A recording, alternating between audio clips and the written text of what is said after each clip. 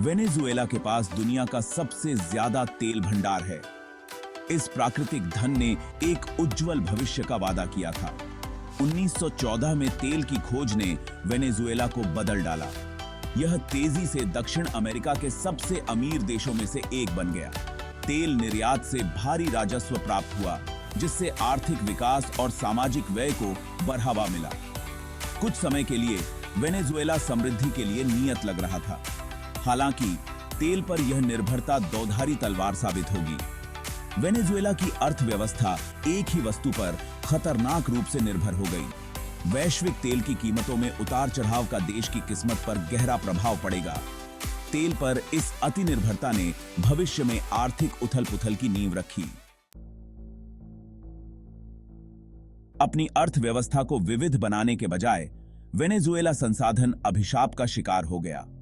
यह शब्द बताता है कि कैसे प्रचुर मात्रा में प्राकृतिक संसाधनों वाले देश विरोधाभासी रूप से आर्थिक स्थिरता और अस्थिरता से पीड़ित हो सकते हैं। वेनेजुएला की सरकारों ने तेल के धन का बुद्धिमानी से उपयोग करने के बजाय अदूरदर्शी नीतियों में संलग्न रहीं। वेनेजुएला में ह्यूगो शावेज के राष्ट्रपति कार्यकाल के दौरान एक सतत सामाजिक, आर्थिक और राजनीतिक संकट शुरू हुआ और उत्तराधिकारी निकोलस मादुरो के राष्ट्रपति कार्यकाल के दौरान यह और भी बदतर हो गया।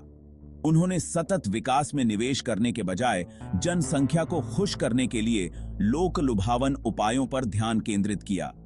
आर्थिक विविधीकरण की इस कमी ने वेनेजुएला को बाहरी झटकों के प्रति बेहद संवेदनशील बना दिया। जब तेल की कीमतें ऊंची थीं, तो अर्थव्यवस्था में तेजी आई। लेकिन जब कीमतें गिरीं, जैसा कि वे अनिवार्य रूप से करती हैं, तो देश को आर्थिक आपदा का सामना करना पड़ा। वेनेजुएला के आर्थिक पतन के बीज बहुतायत के वर्षों के दौरान बोए गए थे। 2014 में तेल की कीमतों में गिरावट ने वेनेजुएला की अर्थव्यवस्था की नाजुकता को उजागर कर दिया। देश गर्त में चला गया। तेल राजस्व, जो सरकार की आय का बड़ा हिस्सा था, गिर गया। सरकार, जो आसान पैसे की आदी थी, के पास कोई योजना भी नहीं थी। इसने अधिक पैसा छापने का सहारा लिया, जिससे केवल अति मुद्रास्फीति को बढ़ावा मिला। आर्थिक संकट तेजी से मानवीय संकट में बदल गया। भोजन, दवा और बुनियादी वस्तुओं की कमी व्यापक हो गई। बुनियादी जरूरत की चीजें खरीदने के लिए लोगों को घंटों कतारों में खड़ा रहने के लिए मजबूर होना पड़ा। स्वास्थ्य सेवा प्रणाली चरमरा गई, जिससे रोकी जा सकने वाली बीमारियों का फिर से उभरना शुरू हो गया। वेनेजुएला के आर्थिक पतन का उसके लोगों पर विनाशकारी प्रभाव पड़ा। भाग 4, कुप्रबंधन की कीमत। वेनेजुएला का आर्थिक पतन केवल तेल की गिरती कीमतों जैसे बाहरी कारकों का परिणाम नहीं था। यह वर्षों के आर्थिक कुप्रबंधन और भ्रष्टाचार से और भी बदतर हो गया था। संकट के प्रति सरकार की प्रतिक्रिया अक्षमता और अधिनायकवाद की विशेषता थी। ठोस आर्थिक नीतियां लागू करने के बजाय इसने मूल्य नियंत्रण और राष्ट्रीयकरण का सहारा लिया, जिससे स्थिति और खराब हुई। भ्रष्टाचार बेलगाम हो गया। सरकारी अधिकारियों और उनके साथियों ने जो थोड़ा बहुत धन बचा था, उसे भी लूट लिया। इसने जनता के विश्वास को और कम आंका और संकट को बढ़ा दिया। वेनेजुएला का दुखद अनुभव आर्थिक कुप्रबंधन, भ्रष्टाचार और एक ही संसाधन पर अत्यधिक निर्भरता के खतरों के बारे में एक सतर्क कहानी के रूप में कार्य करता है। भाग 5, नॉर्वे की सफलता, एक बिल्कुल विपरीत तस्वीर। नॉर्वे, एक और तेल समृद्ध राष्ट्र, वेनेजुएला के पतन के बिल्कुल विपरीत तस्वीर प्रस्तुत करता है। वेनेजुएला की तरह नॉर्वे ने 20वीं शताब्दी में विशाल तेल भंडारों की खोज की।